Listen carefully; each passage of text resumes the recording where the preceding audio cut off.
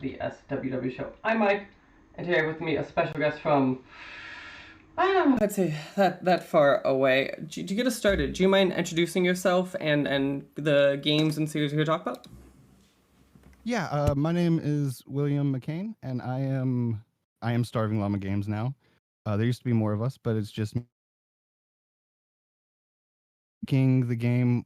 We were here originally to talk about Maid of Venia, which is my main series I'm working on this year. It is a deep love of mine. Me and Clark, who was a part of this with me, we started the game back in 2019, and actually we were in a band together for a long time, and it was a universe that we had built and kind of like made these concept albums of.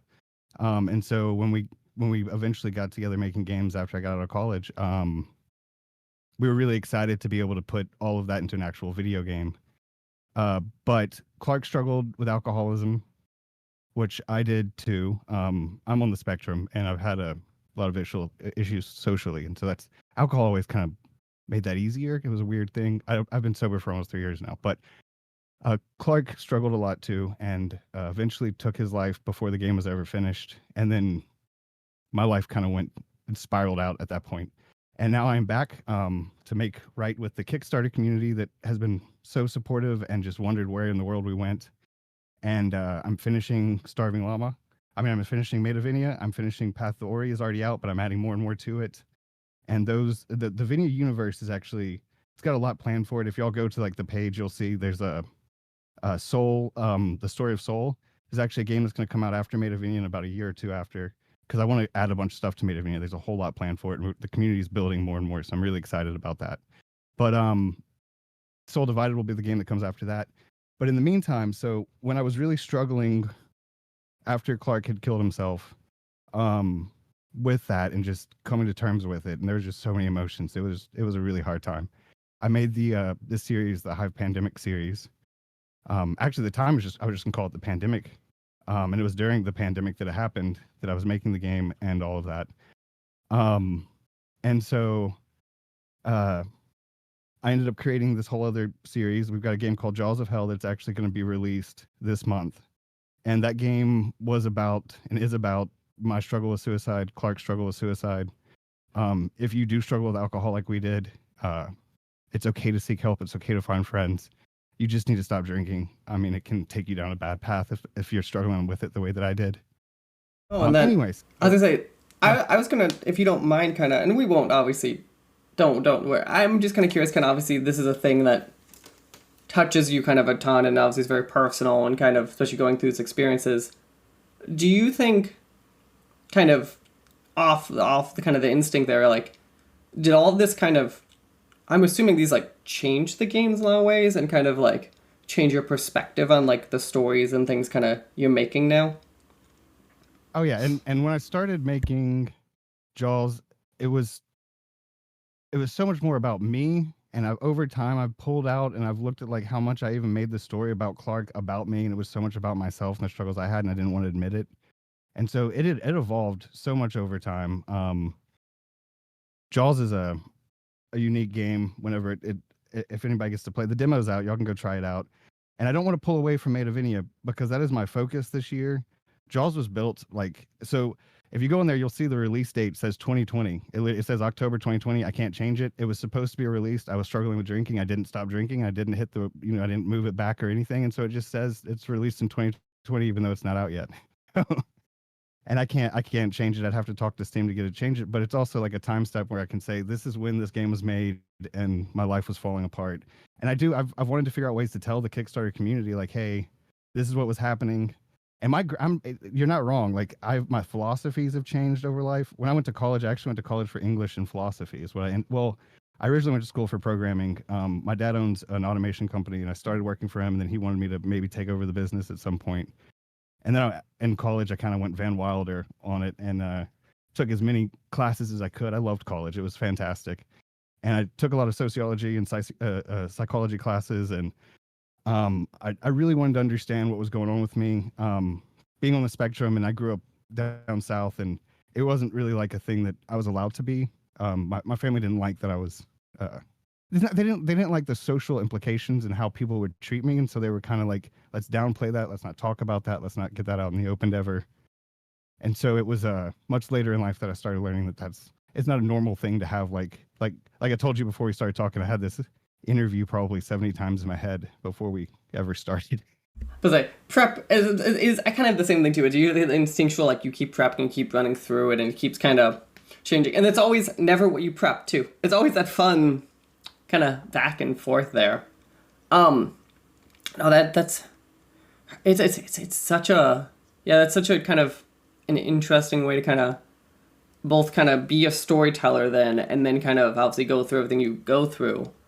Let's kind of okay here. So obviously the thing we were originally talking about and kind of this is part of the series, right? So Maid of Venia is coming out on October. At least this was on Steam, like later this year.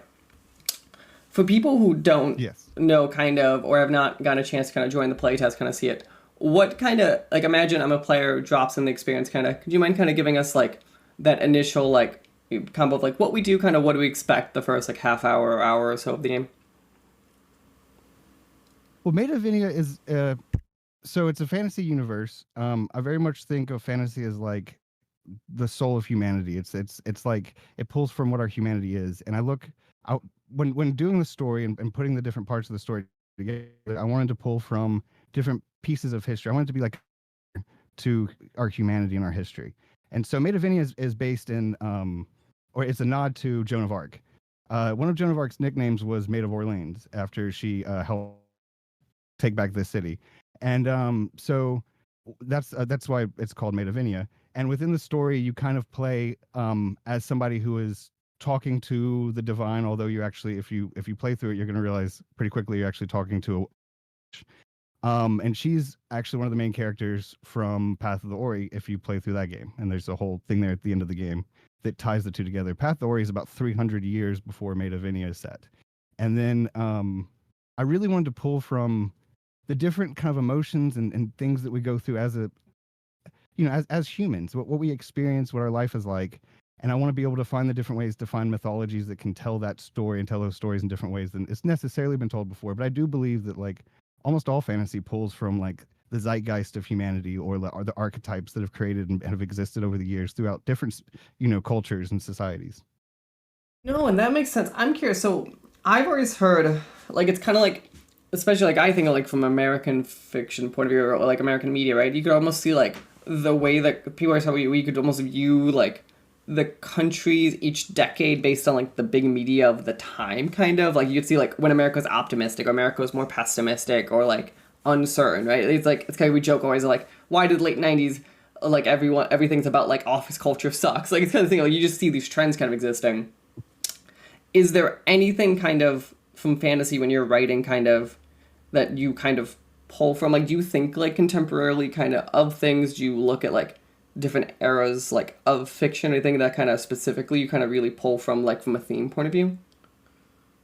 Oh yeah, I mean, I definitely pull from things that are going on. I don't ever want to like make take stances right now, at least politically. So I'm not going to get into any of that. But there's always stuff going on. Our humanity is such a complicated thing. We're stuck in our own head so much. And when I was studying philosophy, one of my favorite philosophies was the problem of our own mind, which isn't something that has even been like fully like fleshed out by philosophers like it should be, because philosophers were like, of course we know what's in our mind.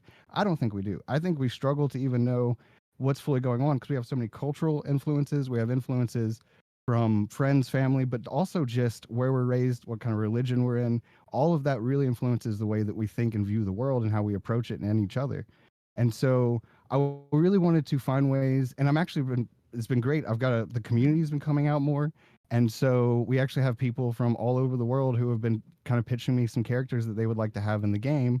One of them that was just pitched, we're going to do, it's so hang on, if I can find the name of all of it. It's the Masked Storyteller is the name of the character, but she was a part of another game, the Nexus, this Nexus game that was going to come out and got somewhat funded on Indiegogo, but it wasn't as successful as they wanted, like a lot of games, unfortunately. But I really like the idea of being able to pull from multiple people's experiences and bring that into the story, because I do think we can all relate to different types of fantasy. And to me, like fantasy is always it's your humanity, and then to me sci-fi, when I'm writing that, that's more of like curiosity and like the darker side of the humanity. No, that's very very true. It must be so interesting being like, obviously you think of philosophy did a long time kind of, and then kind of having to piece together like politics of a world and kind of world realities of what kind of thinking is part of humanity. I am curious, kind of, we'll kind of dig in maybe mechanically more in a minute, but when you're kind of digging and designing these worlds and all that fun stuff, do you Hmm. tend to view, like from a writing point of view and all that, the humanity more as like the end case being like humanity is good kind of in your writing, or do you kind of do the like lean more in the like let's look at the twisted or messed up kind of like side or facets kind of humanity? I think humanity contains multitudes. I think that we contain so many multitudes as individuals, as species, as like just groups of us, the different versions of us that have existed and grown and fought and befriended each other, the things we've done for each other, the things we've done to each other. And I think there's so much of us that you can write out because of that. Because and so like the way that I do a lot of the ages and the way that I've kind of set them up within Vinia, um, humans start off with expansion. They like to expand first. They like to take over and conquer.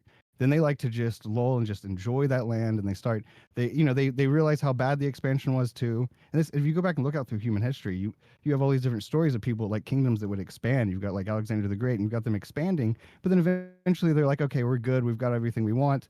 And then later, many years later, you get like some kind of a mad king or something that comes out and is like, well, let's just start murdering people, expanding again. And then it just starts happening all over again. And there's just so many examples of that throughout our humanity. I think that our need to own and control is not a good need. It is a need that exists. I think our need to control each other is evil, though. And I often, like when I was doing when in philosophy, we debated against great philosophers. We would take like their arguments and we would argue against them.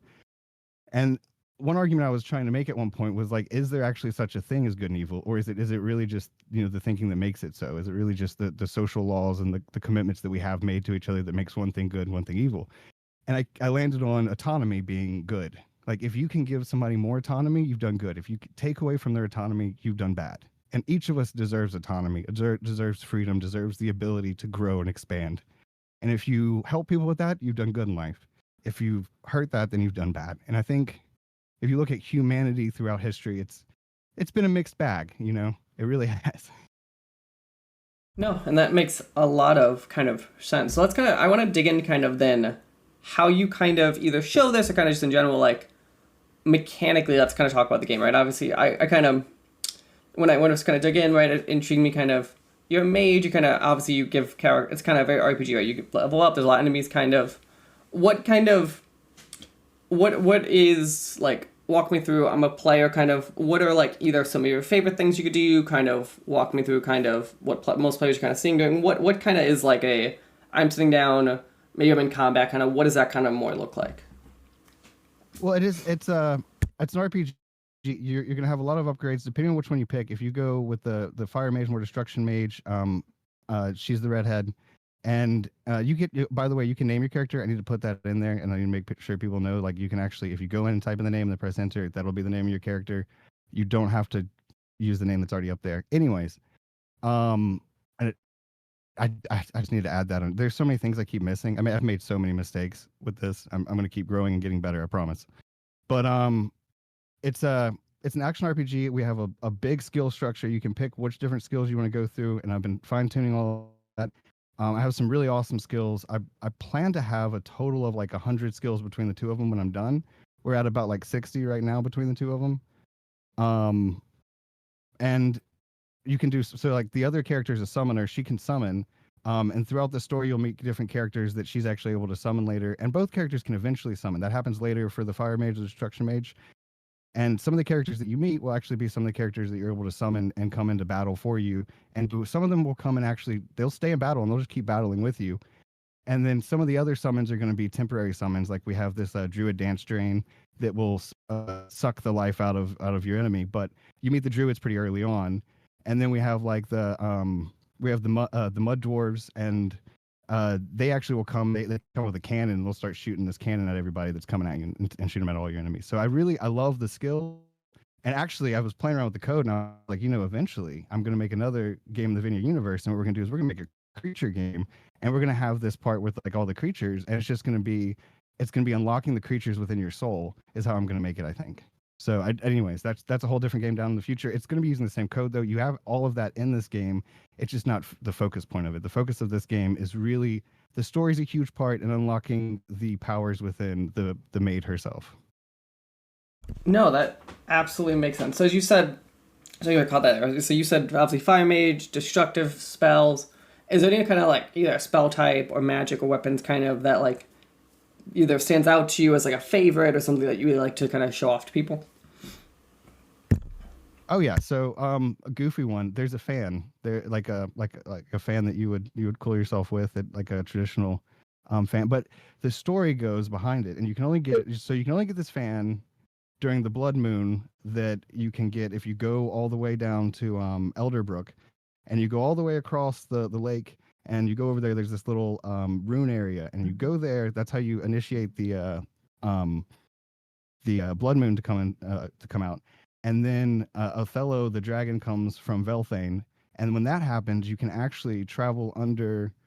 You can go into the lake, and in the bottom of the lake, there's this fan, and the fan has a mythology to it that you can learn at other parts in the story, in the game. But the mythology is essentially this: in the beginning, when we didn't know how many humans there were only like a handful that we could find, and the gods knew of, and they saw, and they only knew each other. There were only a few of them that knew each other, and but there was an odd number of them. That so when they decided to fall in love, when they all started kind of pairing off, one of them was left alone, and she was so sad and couldn't stop crying and wailing, and the gods could not handle the wailing. This one god gives her this fan and says, well, here, just use this. And wind had never existed in Venia before. The lands were all just one clump.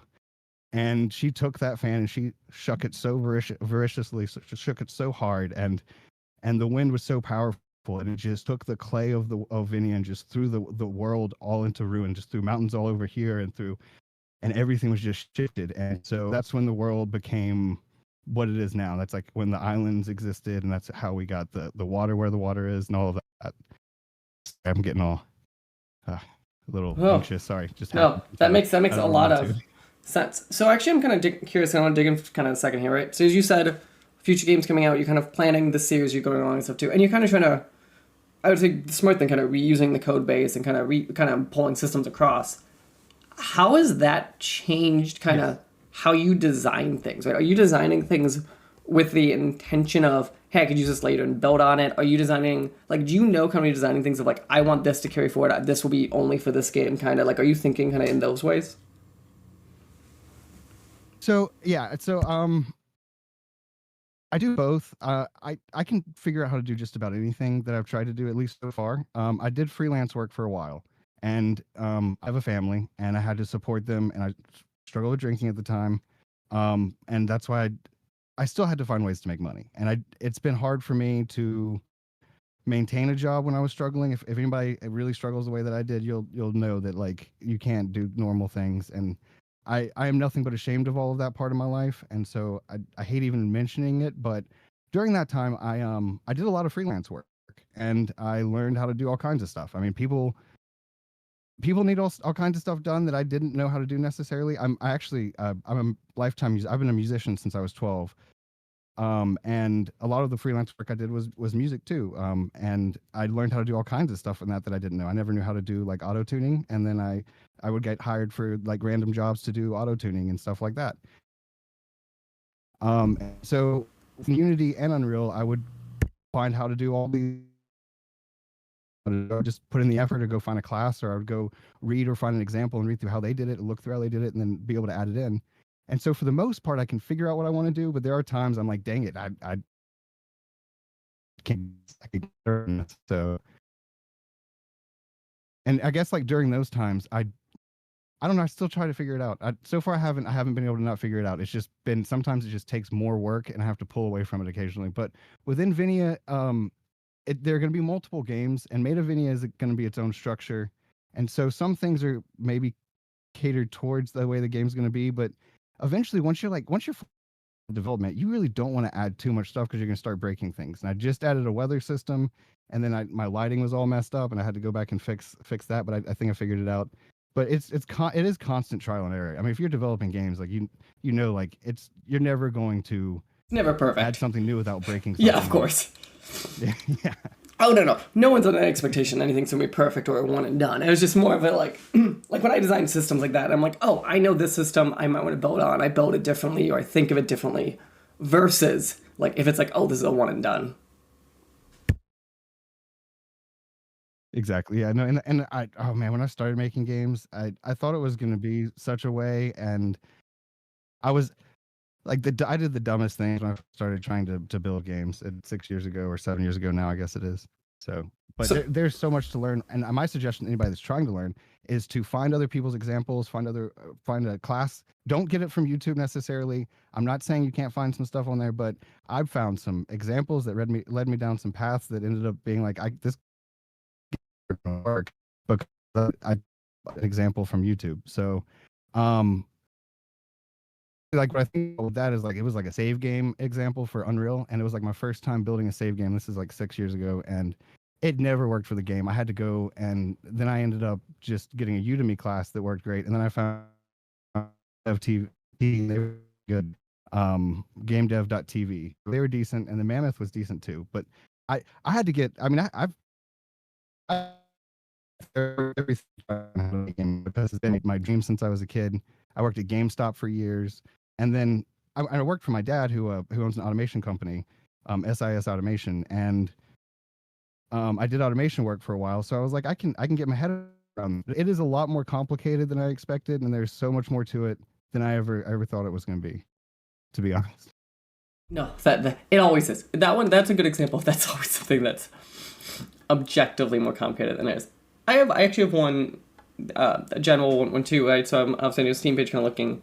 Obviously, you have the AI generative content disclosure. Obviously, it's just you, so this one kind of makes sense.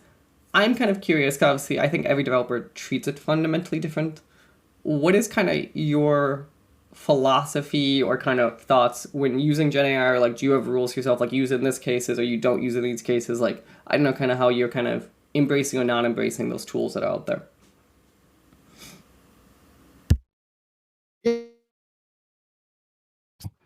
I think AI overall is probably a bad thing, especially with the way. Um, so when I work with my dad, it's an automation company, and automation just replaced and devastated kind of jobs.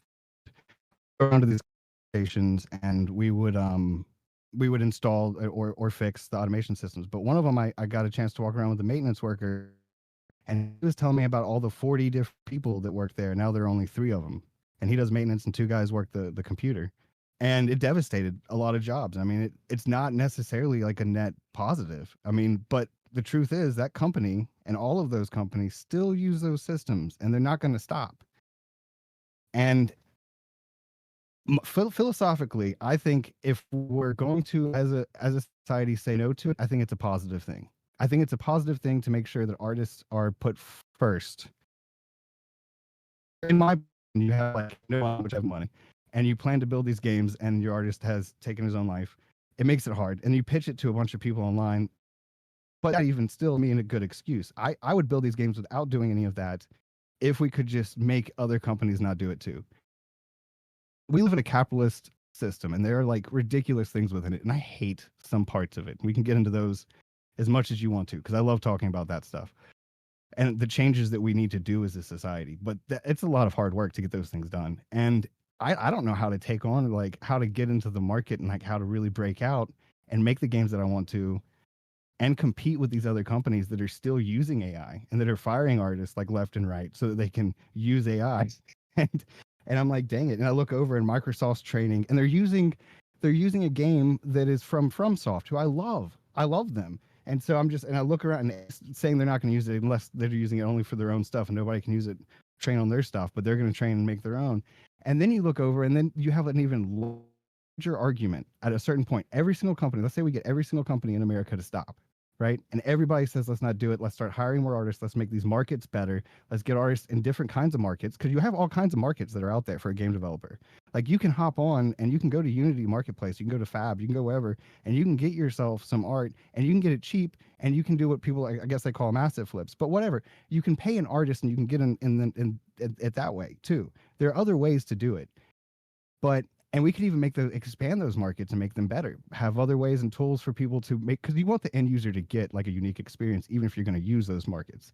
So if you were able to expand that, that could be really good for some of like the smaller artists who are just trying to break into it. Because some of the money I made doing freelance work, I did. I mean, I have stuff that people have used. I have code examples that people have used to make games. I've seen them on Steam, but um, and that's great. I think that like when I was needing to make extra money, it helped me, and I still obtain those sites, and people still use my code for that kind of stuff. And but is AI overall a good thing? I don't know. I think eventually I would love to be able to pay an artist and have that kind of money, and I hope I get there eventually within my games. And I hope that we decide to not go forward with AI. But if even if like I was saying, sorry, went off on a thing there. But if even if all of us did decide not to in America use any of that, you get Disney.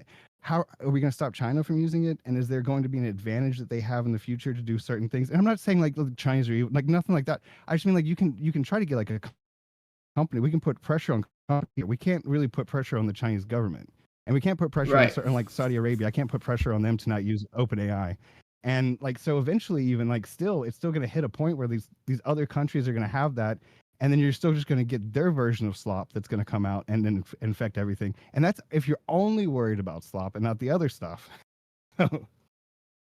It's a mess. It's a mess. It was, I don't know if it's being rolled out right. I feel bad for artists everywhere. I'm a musician. I made money doing freelance work, and my freelance work, music wise, went from being like I can make $300 to $600 a song down to like $60 to $120 a song, depending on what I'm doing. So it's a different market now too. I don't even know what to say. It's maybe a negative, and in the future could it be good? Maybe I don't know. I think we're like killing off what could be could have been some, I don't know. I don't want to go too deep there because maybe we don't go that bad. Maybe because I've been doing this whole, I'm making a sci-fi game too, and sci-fi game's based in 2054, and so I've done some like projecting, like where are we going to be, and some of it just seems really dark to me. So No, that is accurate. But to kind of put a nice little bow on all this, obviously you said you're working on a bunch of stuff. You are kind of. I was gonna ask you where should we be sending people if you want to do that fun little end spiel of tell us about your upcoming, this current one, all of that fun spot. Where should we be sending people to go check out all of your works? well, you can come to starvingllamagames.com. I do have a website there. Any of my that's probably the best place to find all this stuff. That's where all of my stuff is. If you're interested in Maid of Venia, which I would look that up. We have a playtest going right now on Steam, and that is where a lot of the community is. And we have a Discord connected to that. I'm starting to build that up more and more. I'm new to all of that stuff, which I'm uncomfortable with. I'm trying to get more comfortable with that stuff. I love making games. I love being in there and developing, but getting out of it sometimes hard, and doing these kind of things is a little bit more challenging for me. So No. but I'll try to engage with the community more and more, guys. I love the support. I love it so much. Also, are you still supported by Humble Bundle? We are. We are. We still have that the. Awesome. Okay, so I love Humble Bundle, and I was. Is it okay if I do a plug for you? Can I tell everybody like, hey, y'all No, go go ahead. check out Humble Bundle and use the link from this guy. Use the link from Yeah, use the link from Mike and them. This is awesome. These guys are great. They're supporting people like me and other great developers out there. And so y'all can support them by hopping on Humble Bundle and subscribing through the link. Is that okay? Yeah. I hit No. my head on the thing. No, you're totally good. I think it kind of perfectly cut out as you said that. So yeah, but yeah, as we were talking obviously today, go wishlist the game. Go. You could try to join the playtest. You go check out all of the works with the links and all that fun stuff. But again, thank you today for your time, and best of luck as you're kind of finishing up and working towards all these projects and goals. Yes, thank you. Yeah, I know. I'm kind of a crazy. I'm a little bit different than most devs. I'm sorry if I'm too strange, but you are awesome, and all of you are awesome for checking me out. I love you guys. Y'all are wonderful.